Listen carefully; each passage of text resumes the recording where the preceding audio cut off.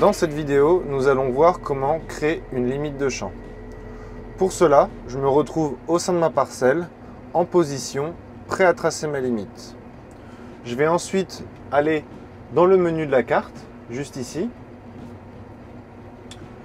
et je vais aller chercher un menu qui s'appelle limite de champ, où on peut voir définir les limites de champ. Ensuite, quelques paramètres à régler. Le premier, le type de limite que je souhaite tracer. Si j'appuie dessus, on peut voir que j'ai le choix entre une limite externe et une limite interne.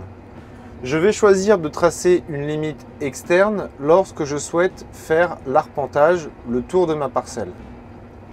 Je vais choisir une limite interne lorsque je souhaite délimiter un bosquet, une éolienne, un obstacle au sein de la parcelle.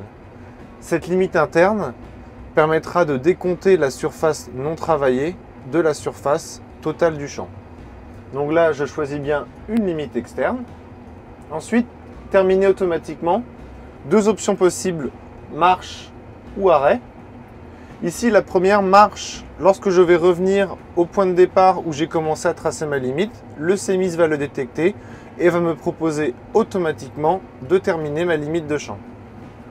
En arrêt, c'est à moi de venir dire au CMYS que je suis revenu à mon point de départ pour terminer le tracé de ma limite. Ici, je vais le laisser en marche. Ensuite, il faut que je choisisse le point de référence de l'outil, c'est-à-dire avec quoi je souhaite tracer ma limite.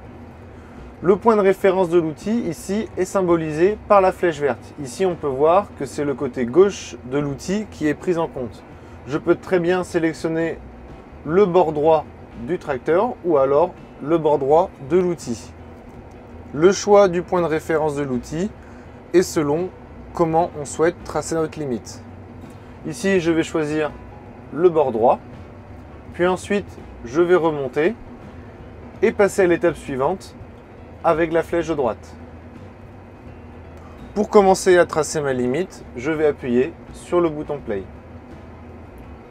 Ici, je suis paré, je peux commencer à tracer ma limite. Je peux même fermer mon menu, puisque lorsque j'enregistre que ce soit une limite de champ ou bien alors une ligne de guidage, j'ai un icône qui apparaît juste ici pour revenir à mon enregistrement.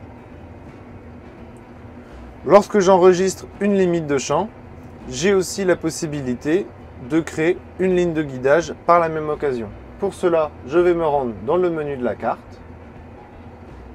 Je vais remonter en haut, sélectionner créer une ligne droite ou alors créer un contour AB suivant le besoin. Et je vais en même temps pouvoir créer une ligne droite. Ici, je viens de poser mon point A. Et là, on va pouvoir commencer à tracer notre limite. Donc ici, au CMYS, on peut voir que deux traits sont tracés. Le premier, le trait marron, est ma limite de champ, qui est tracée avec le bord droit de mon outil. Et le deuxième, c'est ma ligne de guidage, ma ligne AB, que je crée en même temps. Je suis arrivé en bout de champ. J'appuie sur l'icône d'enregistrement. Premièrement, je vais sélectionner ma ligne droite, je vais poser mon point B, je valide, ma ligne droite est créée, et ensuite, je vais mettre mon tracé de limite en pause pour pouvoir manœuvrer.